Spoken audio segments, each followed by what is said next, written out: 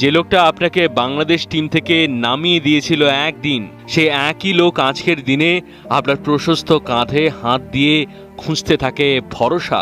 শুধু একটু মাটি কামড়ে পড়ে থাকা, এরপর ক্রিকেট অথবা কে খেলবেন, রিয়াদ নাকি অনিক নাকি দুজনই? রবিবার প্র্যাকটিসে জাকের আলী অনিককে খেলার আগে অনুশীলনে যে ধরনের মুভমেন্ট দেখা গেছে, তাতে এমন একটা বোধ অনুভূত হচ্ছিল যে হাথুরুর ম্যাচ প্ল্যানে গুরুত্বপূর্ণ মাহমুদুল্লাহ। আসসালামু আলাইকুম সুপ্রিয় দর্শক বন্ধুরা, অবশেষে বিপিএল শেষ হতে না হতেই শুরু হতে যাচ্ছে আন্তর্জাতিক ক্রিকেটের মহর। দর্শক বন্ধুরা, এবার শ্রীলঙ্কার সাথে প্রথম টি-20 ম্যাচের একাদশকে ঘিরে জেগেছে নানা প্রশ্ন। দর্শক বন্ধুরা, তবে কি শেষ পর্যন্ত বুড়ো মাহমুদুল্লাহ রিয়াদ একাদশে থাকবেন, নাকি নতুন অভিষেক হতে যাচ্ছে জাকির ইসলামের? দর্শক বন্ধুরা, এবার সেই সকল বিষয়গুলোকে কেন্দ্র করে আপনাদের মাঝে অত্যন্ত চমৎকার কিছু প্রতিবেদন তুলে ধরেছি। আপনারা সেই সকল প্রতিবেদনগুলো দেখলে অবশ্যই বুঝতে পারবেন তবে কি জায়গা হতে যাচ্ছে মাহমুদুল্লাহ রিয়াদ নাকি জাকিরের। তো দর্শক বন্ধুরা, চলুন আমরা সেই সকল বিষয়গুলো পরিপূর্ণ জেনে নেই এবং সেই সাথে কোচের দৃষ্টিতে কে এগিয়ে রয়েছেন। তো দর্শক বন্ধুরা, চলুন আমরা সেই সকল বিষয়গুলো পরিপূর্ণ দেখে নেই। যে লোকটা আপনাকে বাংলাদেশ টিম থেকে নামিয়ে দিয়েছিল একদিন, সে একই লোক আজকের দিনে আপনার প্রশস্ত কাঁধে হাত দিয়ে খুঁজতে থাকে ভরসা। শুধু একটু মাটি কামড়ে পড়ে থাকা, এরপর ক্রিকেট অথবা জীবন চমৎকার গল্প। রোববারের দুপুরগুলো একাকার হয়ে যায় এমনই ভালো লাগার ঘোরে। সব চ্যাম্পিয়নশিপের ট্রফিতে প্রকাশ হয় না, কিছু শিরোপা থাকে অদৃশ্য মনের স্টেডিয়ামে। 18 মাস পর ন্যাশনাল টিম জার্সিতে টি-20 ফরম্যাটে রিয়াদ ফিরেছেন। তার চাইতে বেশি গুরুত্বপূর্ণ যেভাবে ফিরছেন।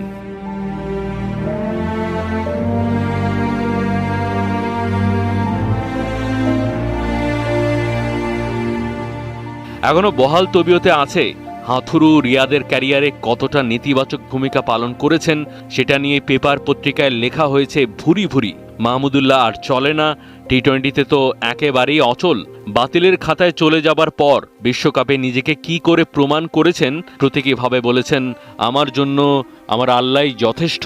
নীরব ঘাতকের সেই ফিরে আসার গল্প খেলাযোগী হয়েছে অজস্র অসংখ্য। 2022 সেপ্টেম্বরের 20 তারিখ যে অপোনেন্টের বিপক্ষে খেলেছিলেন সবশেষ টি-20, কাকতালীয়ভাবে সেই একই প্রতিপক্ষকে সামনে রেখে ফিরে আসা শ্রীলঙ্কা। বডি ল্যাঙ্গুয়েজ শুধু ম্যাচের হয় না, খেলার আগে অনুশীলনে যে ধরনের মুভমেন্ট দেখা গেছে, তাতে এমন একটা বোধ অনুভূত হচ্ছিল যে হাথুরুর ম্যাচ প্ল্যানে গুরুত্বপূর্ণ মাহমুদুল্লাহ।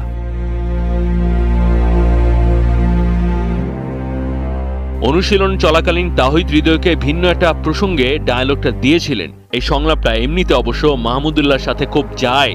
ওই যে তাকে বলে না সাইলেন্ট কিলার, সেই পারফরমেন্সের ভাষায় নীরবে জবাব চলতে থাকুক। পথ চলার গোধূলি বেলায় ওই এগিয়ে যাবার পায়ের ছাপ দেখেই তো তৈরি হবে নানান সেক্টরে অসংখ্য নতুন নতুন মাহমুদুল্লাহ রিয়াদ। মাহদি হাসান, 71। রাত পোহালেই শ্রীলঙ্কার বিপক্ষে প্রথম টি-20, সেই ম্যাচে একাদশ কেমন হবে? হেড কোচ আর ক্যাপ্টেনের আলোচনার বড় অংশ জুড়ে সেটা থাকাই স্বাভাবিক। উইকেটকিপার ব্যাটার জাকের আলী অনিক 1 মার্চ বিপিএল ফাইনাল খেলেছেন।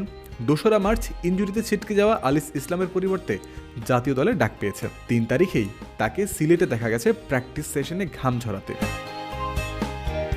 শ্রীলঙ্কার বিপক্ষে বাংলাদেশের ঘোষিত টি-20 স্কোয়াডে রয়েছেন লিটন দাস, সৌম্য সরকার, এনামুল হক বিজয়, নাইম শেখদের মতো ব্যাটার যারা ওপেনার হিসেবে বিবেচিত হয়ে থাকেন। তবে দল আর কম্বিনেশনের কারণে ভিন্ন পজিশনে খেলতে হতেই পারে। অপরদিকে মিডল বা লোয়ার মিডল অর্ডারে খেলার মতো প্রার্থীও রয়েছেন একাধিক, যার মধ্যে 2022 সালের পর আবারও টি-20 স্কোয়াডে ডাক পেয়েছেন মাহমুদুল্লাহ রিয়াদ। একাদশে তাহলে কে খেলবেন, রিয়াদ নাকি অনিক নাকি দুজনই? রবিবার প্র্যাকটিসে জাকের আলী অনিককে লম্বা সময় কিপিং অনুশীলন করিয়েছেন সহকারী কোচ নিক পোথাস। সাধারণত সাম্প্রতিককালে সাদা বলে ক্রিকেটে খুব কমই কিপিং করেন লিটন দাস, তাই প্র্যাকটিসের এই দৃশ্য ধারণা দেয় জাতীয় দলের জার্সিতে অনিকের অভিষেক হওয়ার সম্ভাবনাই বেশি।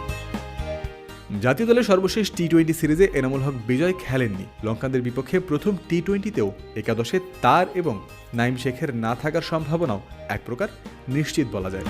প্রথম ম্যাচে ওপেনিংয়ে থাকার কথা লিটনের, তার পার্টনার হিসেবে সৌম্যর থাকার সম্ভাবনাই বেশি। প্রয়োজনে বোলিং অপশন হিসেবে কাজে লাগানোর বিষয়টা এগিয়ে রাখছে সৌম্যকে। লিটনের সাথে সৌম্যর ওপেনিং জুটির পর 3 নম্বরে ক্যাপ্টেন শান্তরি আসার কথা, এটাই তার ফিক্সড পজিশন হিসেবে ধরা হয় এই মুহূর্তে। 1 মিনিটে নগদ ইসলামিক অ্যাকাউন্ট খুলতে ডায়াল করুন *167#। সদ্য সমাপ্ত বিপিএলে 462 রান করে টুর্নামেন্টের দ্বিতীয় সর্বোচ্চ রান সংগ্রাহক তাওহিদ হৃদয় করেছেন একটা সেঞ্চুরি। 4 নম্বর থেকে শুরু হওয়া মিডল অর্ডারের প্রথম প্রতিনিধি হতে পারেন এই ডানহাতি ব্যাটারি। দলে সাকিব আল হাসান না থাকায় অভিজ্ঞতার যে অভাব বোধ করতে পারে বাংলাদেশ, 5 নম্বর পজিশনে তা পূরণ করার ভরসা দিতে পারেন মাহমুদুল্লাহ রিয়াদ। প্রথম ম্যাচ থেকেই একাদশে তার থাকার সম্ভাবনা প্রায় নিশ্চিত। 6 নম্বর পজিশনটা হতে পারে জাকির আলী অনিকের অভিষেকের মঞ্চ। তার সাথে ফিনিশিংয়ের দায়িত্বে 7 নম্বর আসতে পারেন অলরাউন্ডার শেখ মেহেদী হাসান। বোলিং বিভাগেই গুরু দায়িত্ব থাকবে মেহেদির। তার ডানহাতি অফ স্পিনের সাথে বাঁহাতি অর্থোডক্স স্পিনার হিসেবে থাকতে পারেন বিপিএলে 6-এরও কম ইকোনমিতে 8 ম্যাচে 9 উইকেট নেয়া তাইজুল ইসলাম। পেস বিভাগে অবধারিতভাবেই একাদশে প্রথম পছন্দ হবেন 22 উইকেট নিয়ে বিপিএলের হাইয়েস্ট উইকেট টেকার হওয়া বাঁহাতি শরীফুল ইসলাম। মাথার চোট কাটিয়ে বিপিএল ফাইনালে খেলা মুস্তাফিজুর রহমান হতে পারেন তার সঙ্গী। বিপিএলে 8.31 ইকোনমিতে 12 ম্যাচে 13 উইকেট নেয়া তাসকিন আহমেদের হওয়ার কথা একাদশের আরেকজন পেস বোলার। গত 17 ফেব্রুয়ারি বিপিএলে সর্বশেষ ম্যাচ খেলেছিলেন তাসকিন। লম্বা বিরতি নিয়ে ক্লান্তি কাটিয়ে ফ্রেশ তাসকিনকে পাওয়ার আশা তাই করা যেতেই পারে। বিপিএল শেষে টি-20 বিশ্বকাপের আনুষ্ঠানিক প্রস্তুতিতে ইন্টারন্যাশনাল অ্যাসাইনমেন্টে নেমেই পড়ছে বাংলাদেশ।